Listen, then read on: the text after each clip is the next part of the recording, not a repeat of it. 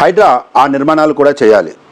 Thumbnail పైన heading చూడగానే మీరు ఏమనుకుంటారంటే కొంప తీసి ఆ నిర్మాణాలు అంటే ఆల్రెడీ కూలగొట్టిన వాటిని కూడా తిరిగి నిర్మించాలని అనుకుంటారు. అది కాదు. మరి ఏ నిర్మాణాలు చేయాలి అదే చెప్తున్నా. ప్రపంచ చరిత్రలో కానీ భారతదేశ చరిత్రలో కానీ ఒక రాజులు కానీ ఒక పరిపాలకులు కానీ ఎవరైనా సరే ప్రఖ్యాతిగాంచారు అంటే వాళ్ళు కట్టించిన వాటితోటి వాళ్ళు నిర్మించిన వాటితోటి ప్రఖ్యాతిగాంచారు. అలాంటిది సాంప్రదాయిక ఈ ఒరవడికి విభిన్నంగా ప్రస్తుతం రాష్ట్రంలో జరుగుతున్న ఈ కూల్చివేతల పర్వం అనేది చాలా ప్రత్యేకమైనది, చాలా సాహసంతో కూడినది.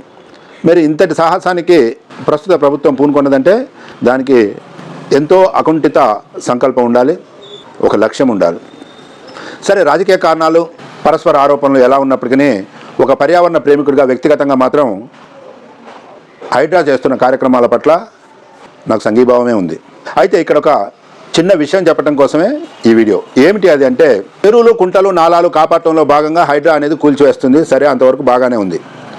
దాంట్లో FTL అని full tank level buffer zones ఇలా మార్కింగ్ చేసేసి అక్రమ కట్టడాలని కూల్చివేసి చెరువు స్థలాన్ని చెరువుకు కాపాడటం కోసం నిర్దేశించబడిందే హైడ్రా యాక్టివిటీస్. అయితే ఇక్కడ ఒక విషయం ఏమిటి అంటే, కేవలం కూల్చివేతలే కాదు, హైడ్రా నిర్మాణాలు కూడా చేయాలి. ఆ నిర్మాణాలు ఏంటంటే కూల్చివేసిన వారికి కొత్త నిర్మాణాలు చేసేయటం కాదు, కూల్చివేసిన స్థలంలో చెరువుల పునరుద్ధరణ అనేది చేయాలి. మళ్ళీ అక్కడ చెరువుల పూర్వ వైభవం కనపడాలి.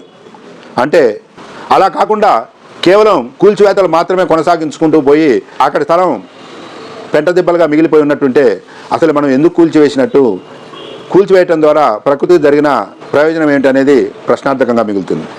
అలా చెరువులు కుంటలు నాలాల పునర్నిర్మాణం జరిగి ప్రకృతి పరవశించినప్పుడే ముఖ్యమంత్రి రేవంత్ రెడ్డి గారు తీసుకున్న నిర్ణయం కానీ, కూల్చివేత విషయంలో హైడ్రా అవలంబిస్తున్న కఠిన వైఖరికి కానీ ఒక ఫ్రూట్ఫుల్నెస్ రిజల్ట్ అనేది సమాజానికి సందేశ రూపంలో తెలుస్తుంది.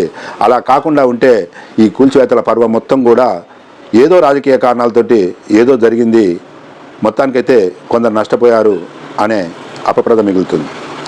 Thank you for watching. మరో ఆసక్తికరమైన అంశంతో మళ్ళీ మీ ముందుకు వస్తాను.